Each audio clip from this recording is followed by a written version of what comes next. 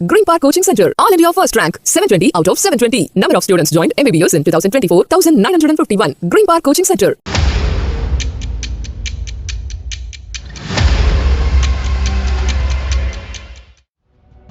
கணவரை காதலனுடன் சேர்ந்து கொலை செய்துவிட்டு நாடகமாடி 8 வருடங்களுக்கு பிறகு மனைவி மற்றும் அவரது காதலன் கைது செய்யப்பட்ட சம்பவம் பெரும் பரபரப்பை ஏற்படுத்தியுள்ளது.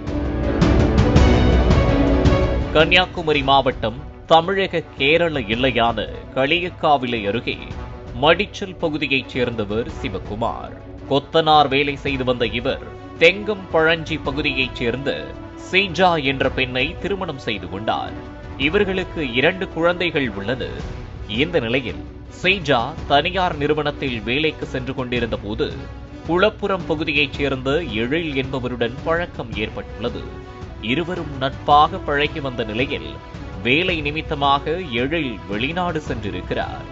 அதனையடுத்து எழிலுடன் தொலைபேசி வாயிலாக அடிக்கடி பேசி வந்துள்ளார்.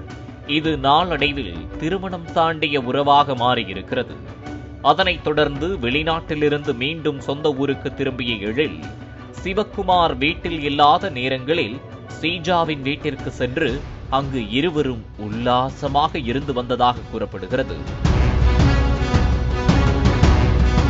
அதேபோல் சிவகுமாருக்கு தெரியாமல் இருவரும் பல்வேறு பகுதிகளுக்கு தம்பதியினர் போல் ஊர் சுற்றி வந்துள்ளனர். ஒரு கட்டத்திற்கு மேல் இருவரும் ஒருவரை ஒருவர் விட்டு பிரிய மனமில்லாமல் இவர்கள் இருவரும் சேர்ந்து வாழ முடிவு செய்துள்ளனர். ஆனால் இதற்கு கணவர் சிவகுமார் இடையூறாக இருப்பார் என யோசித்த இருவரும் சிவகுமாரை கொலை செய்ய சதி திட்டம் தீட்டி வந்த நிலையில் கடந்த 2017ஆம் ஆண்டு அக்டோபர் மாதம் 14ஆம் தேதி சிவகுமார் திடீரென வீட்டில் தூக்கிட்டு தற்கொலை செய்து கொண்டதாக சீஜா அலறியடித்துக் கொண்டு தனது உறவினர்களுக்கு தகவல் தெரிவித்துள்ளார். தகவல் அறிந்து அங்கு வந்த உறவினர்கள் களியக்காவிளை போலீசாருக்கு தகவல் தெரிவித்துள்ளனர். பின்னர் சம்பவ இடத்திற்கு வந்த போலீசார் சிவகுமாரின் உடலை கைப்பற்றி பிரேத பரிசோதனைக்காக குழைத்துறை அரசு மருத்துவமனைக்கு அனுப்பி வைத்தனர்.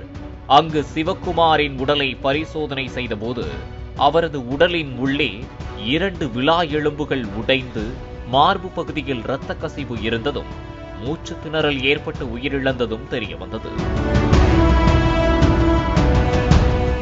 அந்த சமயத்தில் சிவகுமார் குறித்து யாரும் புகார் தெரிவிக்காததால் போலீசார் சந்தேக மரணமாக வழக்கு பதிவு செய்து உடலை உறவினர்களிடம் ஒப்படைத்தனர்.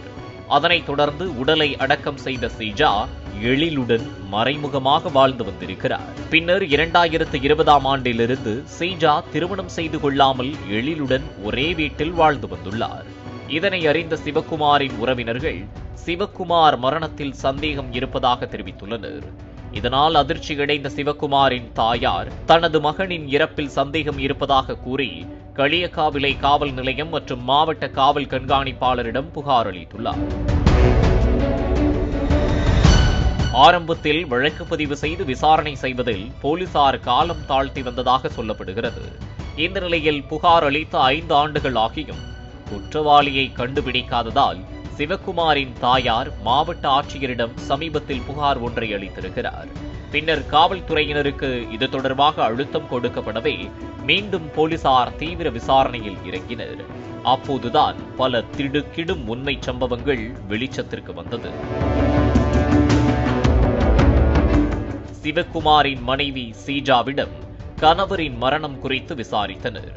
அப்போது சீஜா முன்னுக்கு பின் முரணாக பதிலளித்துள்ளார். இது போலீசாருக்கு மேலும் சந்தேகத்தை ஏற்படுத்த அவரிடம் கிடுக்குப்பிடி விசாரணை நடத்தினர். அப்போது தனது காதலனுடன் சேர்ந்து கணவரை கொன்றதை ஒப்புக்கொண்டார்.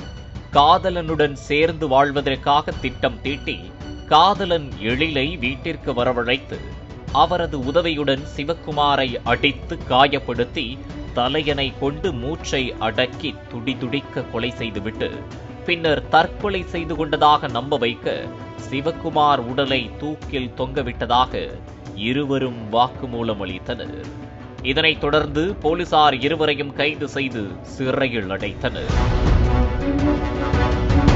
திருமணம் தாண்டிய உறவால் கணவரை காதலனுடன் சேர்ந்து கொலை செய்துவிட்டு நாடகமாடி 8 வருடங்களுக்கு பிறகு மனைவி மற்றும் அவரது காதலன் கைது செய்யப்பட்ட சம்பவம் அப்பகுதியில் பெரும் பரபரப்பை ஏற்படுத்தியுள்ளது. Green Park Coaching Center, All India First Rank, 720 out of 720. Number of students joined MBBS in 2024, 1951. Green Park Coaching Center.